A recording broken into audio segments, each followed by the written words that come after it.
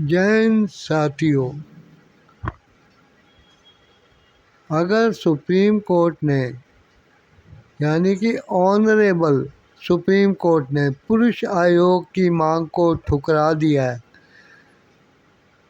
तो पुरुष भी निराश नहीं हुए हैं। वे अपनी बात को मनवाने के लिए जंतर मंतर पे बैठे हैं, सारे काम धंधे छोड़ के, क्योंकि काम धंधा क्या करें, उनका जीवन ही दूभर हो गया है। समाज में इज्जत ख़त्म, आरोप झूठे लग गए हैं। अब वो न्याय के लिए न्याय व्यवस्था को कोसें या क्या करें, उनको कुछ समझ नहीं आ रहा। जंतर मंतर पे पीड़ित पुरुष, उनके परिवार वाले और समाज के अन्य लोग जो कि इस मांग को उचित मान रहे हैं, और कुछ महिलाएं भी इसमें सहयोग कर रही हैं। उनका भी मानना है कि पुरुष आयोग का होना बहुत ज़रूरी है। अब जो महिला इस चीज़ को कह रही हैं, अब मैं ये समझता हूँ कि वो कोई और नहीं बल्कि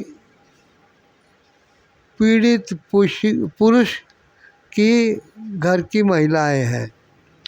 उसकी बहन हो सकती है, उसकी भाभी हो सकती है, उसकी माँ हो सकती है, मौसी हो सकती है, बुआ हो सकती है, क्योंकि ये लोग भी उस झूठे आरोप के लपेटे में आए हुए होते हैं।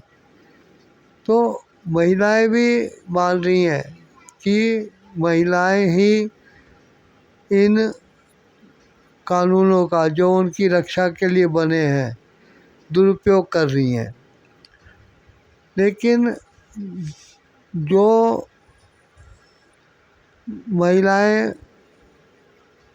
इस समस्या से ग्रसित हैं, जैसे घरेलू हिंसा, बलात्कार, दहेज उत्पीड़न और कई ऐसे आरोप, तो वो गिनी चुनी होती हैं, वो सच्ची होती हैं, और वो जब आरोप लगाती हैं तो वो सच्चे सिद्ध होते हैं।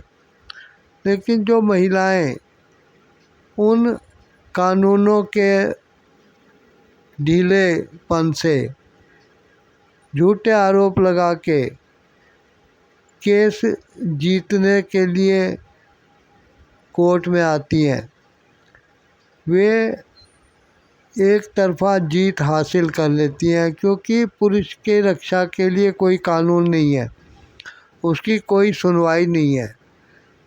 अब जब कोई सुनवाई नहीं है तो वो जीत कैसे सकता है? उस पत्नी को, उस लड़की को झूठा कैसे सिद्ध किया जा सकता है? एक तरफ तो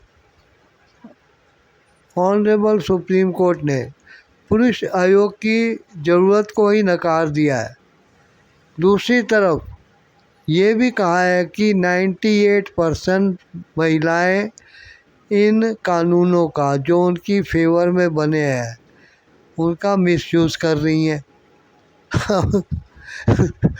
अब क्या किया जाए, हंसी आती है इस चीज़ पे। समस्या गंभीर है, लेकिन देखो, चित भी मेरी पथ भी मेरी। अब कुछ दक्षिणपंथी लोग हैं और कुछ फेवर में होते हैं, और हम दोनों की बातें, दोनों के पक्ष को उचित मान रहे हैं। जंतर मंतर हालांकि दिल्ली में है, लेकिन देश के अलग अलग हिस्सों से पीड़ित पुरुष और उनके परिवार जंतर मंतर पे आए हुए हैं एक उम्मीद लेकर, लेकिन उनकी कोई सुनवाई नहीं हो रही है।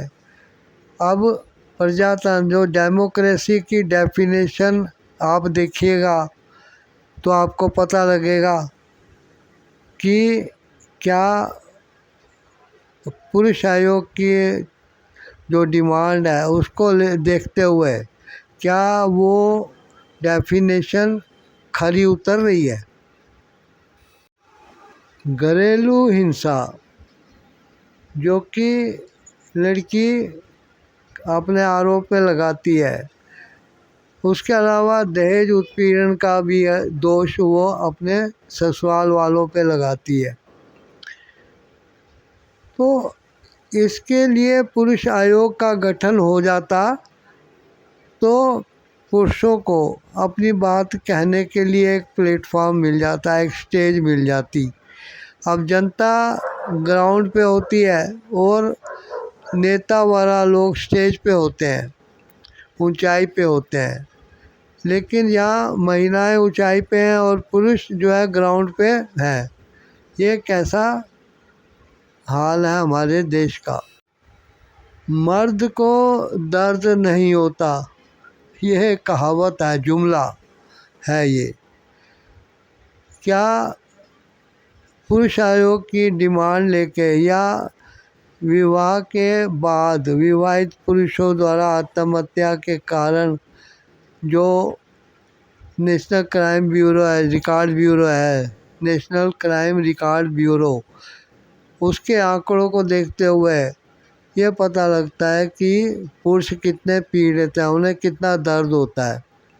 अब जब कोई दर्द बांटने वाला, सुनने वाला, महसूस करने वाला ना हो, अब आपके कोई साथ में या उसको पैर में कांटा लग गया या उसको मधुमक्खी या भंवरे ने या किसी चीज़ ने काट लिया तो दर्द उसको महसूस होगा, उसका रिज़ल्ट उसी को भुगतना पड़ेगा, आपके ऊपर उसका कोई असर ही नहीं होगा। अब आप कहो कि मर्द को दर्द नहीं होता, तो दर्द तो होता है लेकिन वो दूसरे द्वारा महसूस नहीं हो रहा, उसने दूसरे का समझो कि उसने पेन किलर खा रखा है।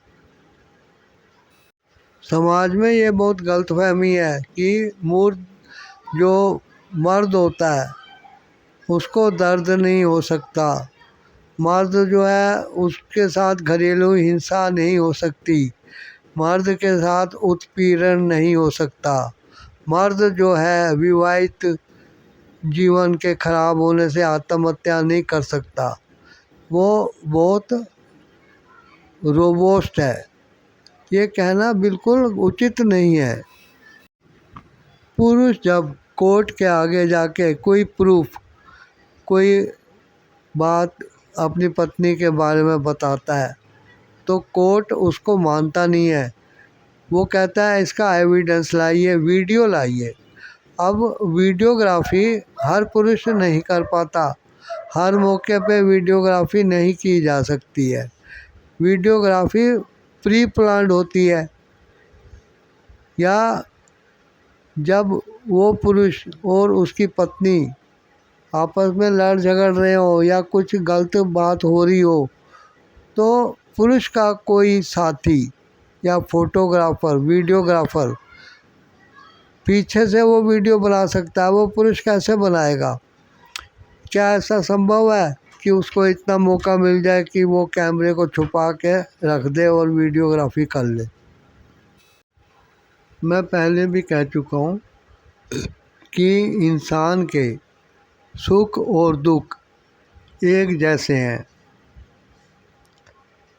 एक का सुख और दुख किसी भी दूसरे इंसान का सुख दुख होता है, लेकिन क्योंकि अपना दुख ज़्यादा असरदार लगता है, अपना सुख ज़्यादा थोड़ा लगता है, तो इंसान आपस में भेदभाव करता है।